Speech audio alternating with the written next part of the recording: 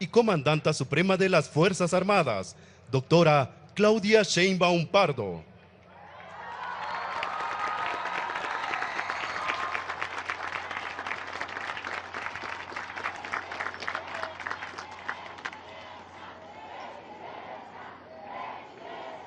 Buenas tardes a todas, a todos.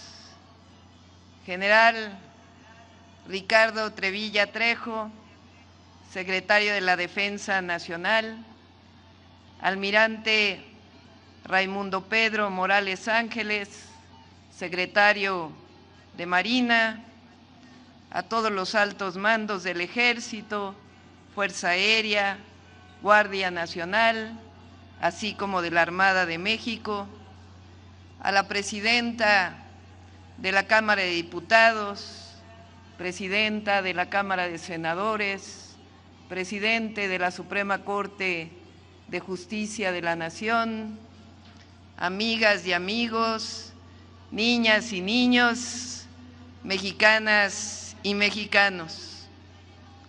Hoy 20 de noviembre recordamos el inicio de la gesta revolucionaria de 1910 y con ello convocamos a la memoria profunda del pueblo de México, que a lo largo de su historia nunca aceptó la injusticia como destino.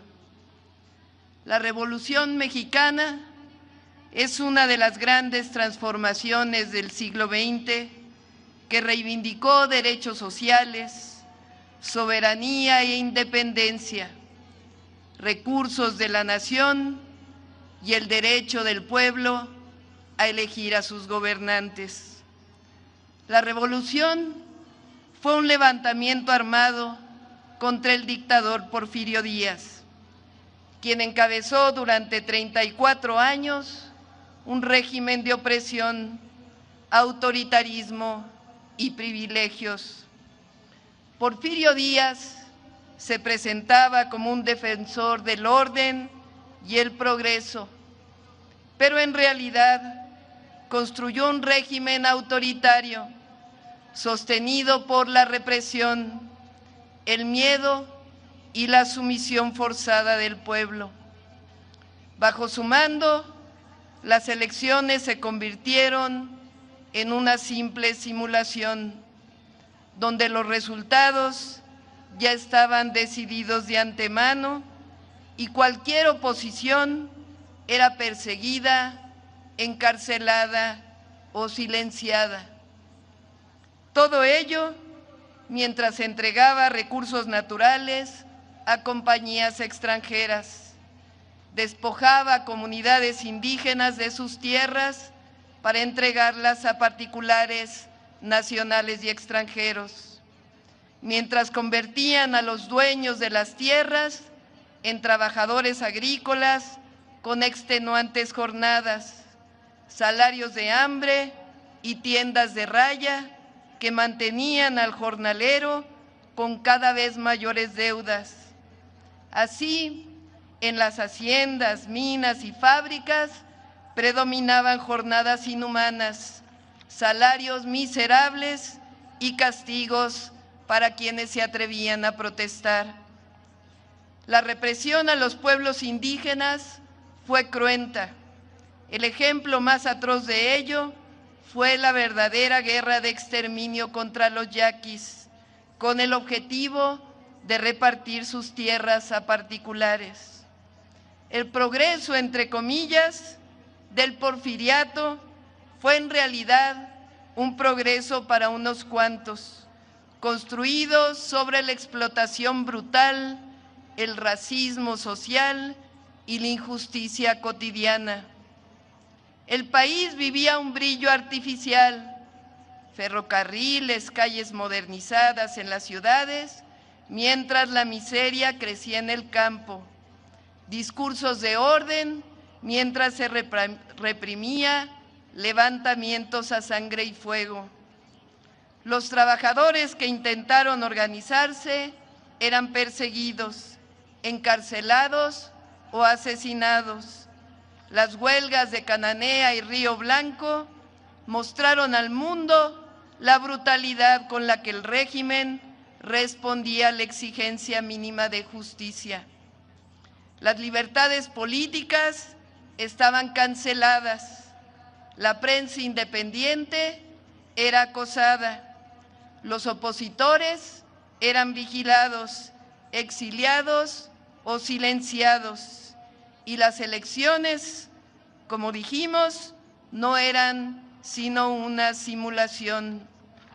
En realidad, lo que se trataba era de perpetuar el control de una élite que gobernaba sin responder al pueblo.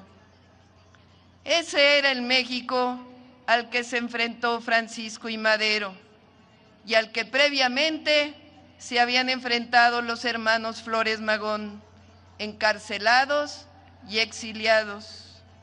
Madero, un hombre profundamente convencido de la democracia y la legalidad, buscó primero el camino pacífico. Escribió, recorrió el país, fundó un partido político y llamó a elecciones libres. Su mensaje encontró eco en una sociedad cansada de la opresión. Pero cuando Porfirio Díaz, después de haber prometido en una entrevista que no se reelegiría, decidió una vez más aferrarse al poder y mandar encarcelar a su principal opositor, fue entonces que el apóstol de la democracia comprendió que el camino institucional estaba cerrado. Fue en esa hora oscura, luego de su detención en San Luis Potosí y de escapar hacia Estados Unidos, cuando tomó una decisión que cambiaría la historia de la nación. Con plena conciencia del peligro, entendiendo que su vida corría riesgo y que la suya sería una lucha desigual contra un aparato autoritario, Madero redactó el Plan de San Luis. Ese documento, escrito en el exilio y en la incertidumbre, llamó a desconocer el régimen ilegítimo y fijaba una fecha para levantarse en armas, el 20 de noviembre de 1910, hace 115 años. El Plan de San Luis decía: los pueblos, en su esfuerzo constante porque triunfen los ideales de libertad y justicia, se ven precisados en determinados momentos históricos a realizar los mayores sacrificios. Proponía además la restitución de las tierras a quienes les habían sido arrebatadas y la construcción de un país donde el voto realmente expresara la voluntad popular, sufragio efectivo, no reelección.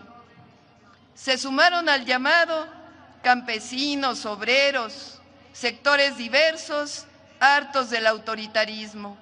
Zapata y Villa, grandes héroes populares, que en un inicio acompañaron a Madero en la lucha por un país justo y democrático.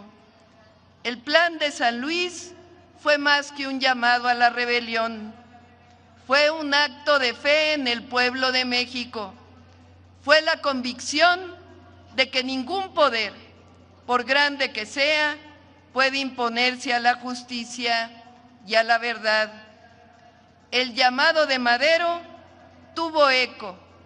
Después de solo 6 meses, el 10 de mayo de 1911, el general Navarro, defensor porfirista de la plaza de Ciudad Juárez, se rinde ante los revolucionarios. Madero emprende su camino hacia la Ciudad de México. Es vitoreado y aclamado en cada pueblo y en cada ciudad. Su entrada triunfal a la Ciudad de México solo recordaba a la entrada de Juárez después de la conquista de la Segunda Independencia. Es elegido presidente por voto popular. Sin embargo, el derrumbe del antiguo régimen no era un acto instantáneo. Se trataba de una empresa gigantesca. Como presidente, Madero entregó cada día de su vida a perseguir ese ideal que creía indispensable para tejer un país de paz y con progreso. No estuvo exento de tropiezos y quizá no supo medir la profundidad de las demandas del pueblo que aclamaban justicia, pero sus fallas palidecen frente a la grandeza de su visión. Fue un pionero de la democracia, cuando ésta apenas era un susurro, un soñador audaz que decidió luchar contra la inercia de décadas de injusticia y autoritarismo. El golpe de Estado que derrocó a Francisco I. Madero y al vicepresidente José María Pino Suárez en febrero de 1913 fue una traición orquestada desde un grupo del viejo régimen porfirista dentro del poder militar que permaneció y fue respaldada desde el exterior. Durante la llamada Decena Trágica, los enemigos del gobierno, entre ellos Victoriano Huerta y Félix Díaz, conspiraron para destruir el proyecto democrático que Madero representaba. A esta conjura se sumó el embajador de Estados Unidos, Henry Lane Wilson, quien intervino abiertamente apoyando a los golpistas y avaló los pactos que sellaron la caída del gobierno legítimo. Esa injerencia extranjera, sumada a la traición interna, culminó en el asesinato de Madero y Pino Suárez, un crimen que abrió uno de los capítulos más dolorosos y violentos de la historia de México. Después del golpe de Estado, el 19 de febrero de 1913, el Congreso del Estado de Coahuila publicó un célebre decreto en el que desconocía al usurpador Victoriano Huerta y facultaba a Venustiano Carranza para crear una fuerza armada y restablecer la democracia y el orden constitucional. Villa y Zapata continuaron con el movimiento revolucionario para luchar contra el régimen de Huerta, formando parte de las fuerzas que finalmente lo derrocaron. Lo cierto es que la nación entera se convirtió en un campo de batalla, marcado por incendios, hambre y epidemias. Las cifras se estremecen. Entre 1913 y 1917, según don Jesús Silva Herzog, la guerra, la miseria y el tifo arrancaron la vida de 1 millón de mexicanos. Fue un periodo de dolor, traiciones, pero también un momento decisivo en el que el espíritu del pueblo, endurecido por la tragedia, siguió avanzando para alcanzar la patria que soñó Madero. La Revolución Mexicana quedó plasmada en la Constitución de 1917, la más avanzada del mundo en cuanto a justicia social. Se reconocieron las principales demandas del pueblo: el derecho de los campesinos a la tierra, el salario mínimo, la jornada de 8 horas, la organización sindical, la seguridad social, el derecho a la educación, y a pesar de fuertes presiones de compañías y gobiernos extranjeros, se logró recuperar para la nación las riquezas naturales.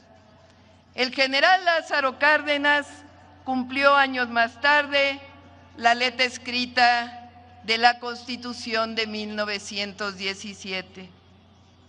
Más que seguir delineando lo que ocurrió después, hoy quiero poner énfasis en los 34 años del porfirismo y la revolución, pues es una responsabilidad histórica, porque quienes hoy reivindican la mano dura, la fuerza por encima de la ley, los que reivindican la ultraderecha o esa libertad que solo disfrutan los privilegiados, no conocen la historia de México ni a nuestro pueblo.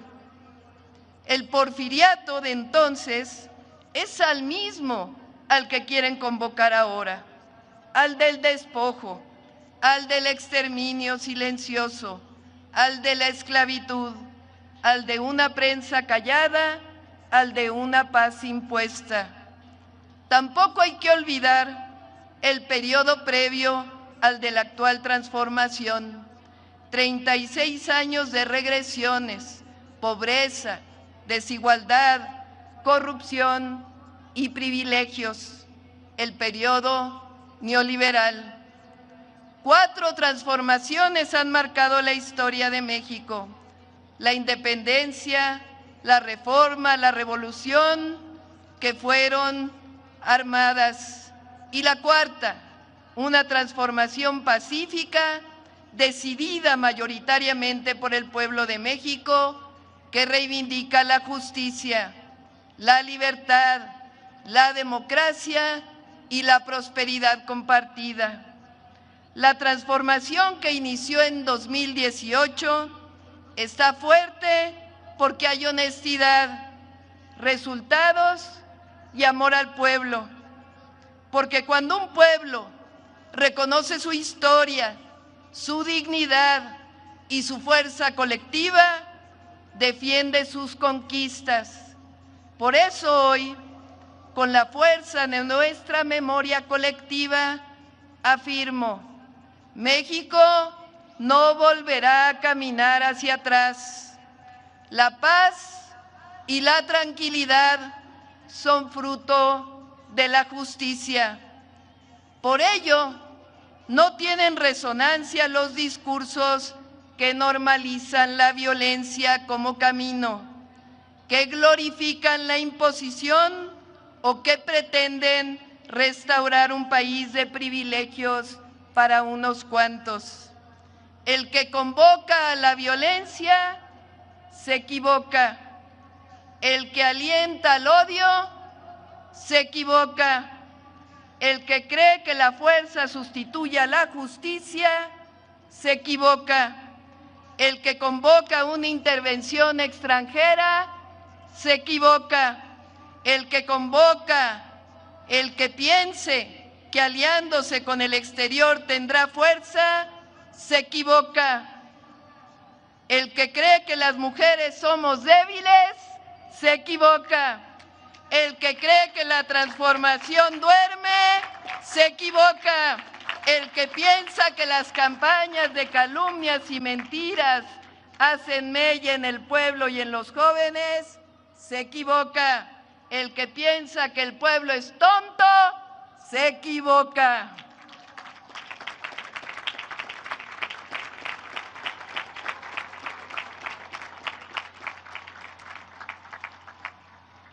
México vive un momento que antes parecía imposible. Hoy el poder ya no se usa para someter, sino para servir. Ya no hay imposiciones ni privilegios, hay constitución, hay democracia y hay un gobierno que escucha, que respeta y que responde a su pueblo.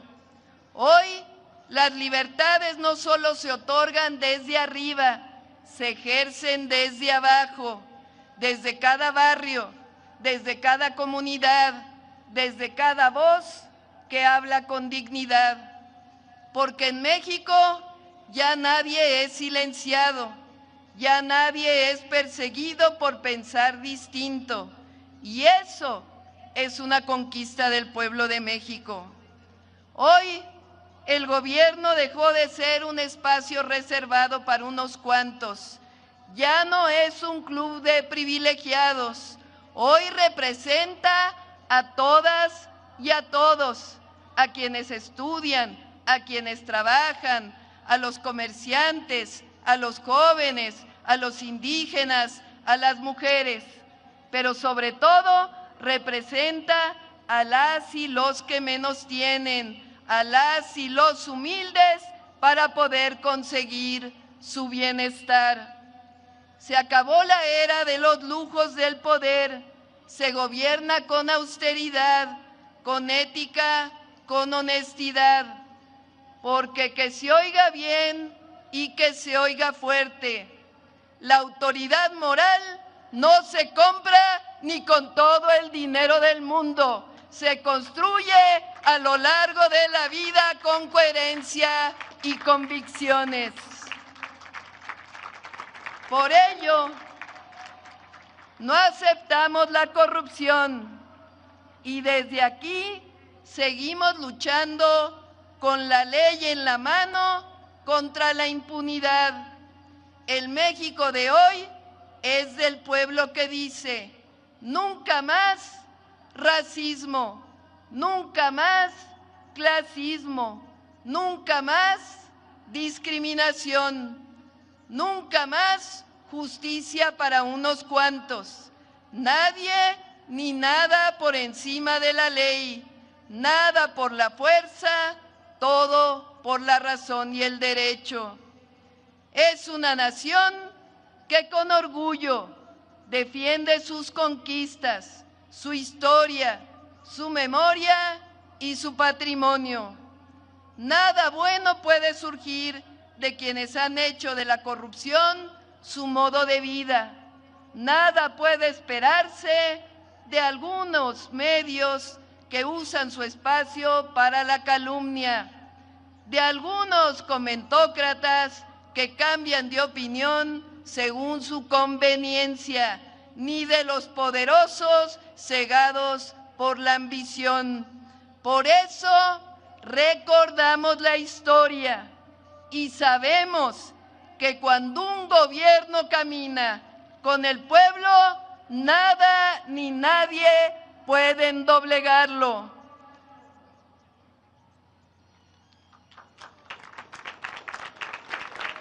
Nos calumnian porque saben de nuestra honestidad, saben que no nos vamos a someter a los intereses de quienes antes ostentaban el poder o gozaban de privilegios, ni a ningún gobierno o interés extranjero. Saben que no seremos figuras decorativas o simples instrumentos de quienes estaban acostumbrados a robar y a concentrar el poder económico y político del país. Contamos con el respaldo de la mayoría de las y los mexicanos, sobre todo de quienes habían sido históricamente olvidados, porque buscamos la prosperidad compartida, porque sabemos que por el bien de todos, primero los pobres, y que con el pueblo se hace todo o no se hace nada.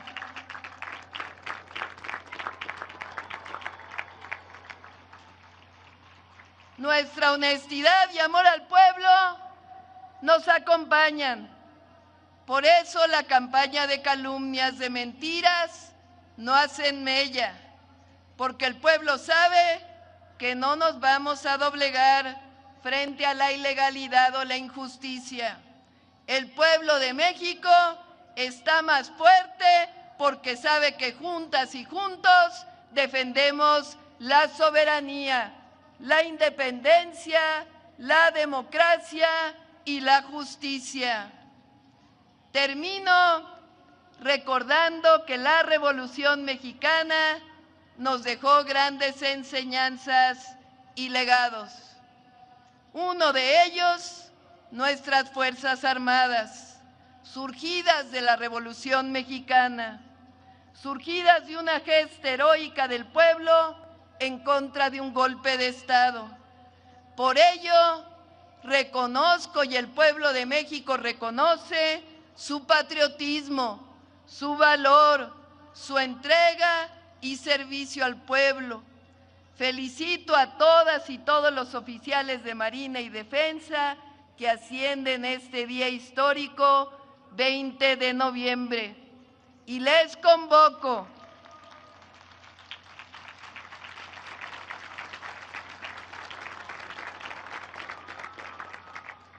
a mantener siempre en alto la lealtad al pueblo y el amor a la patria. Mexicanas y mexicanos, nuestra historia lo ha demostrado una y otra vez. Cuando caminamos juntos con los principios que nos han guiado, nada nos detiene. México avanza hoy más que nunca con un pueblo, con dignidad y con memoria. México avanza por la senda de la honestidad, de la paz, de la democracia y de la justicia. ¡Que viva la Revolución Mexicana! ¡Que viva Francisco I. Madero! ¡Que viva Zapata! ¡Que viva Villa! ¡Que viva Carranza! ¡Viva México libre, independiente y soberano!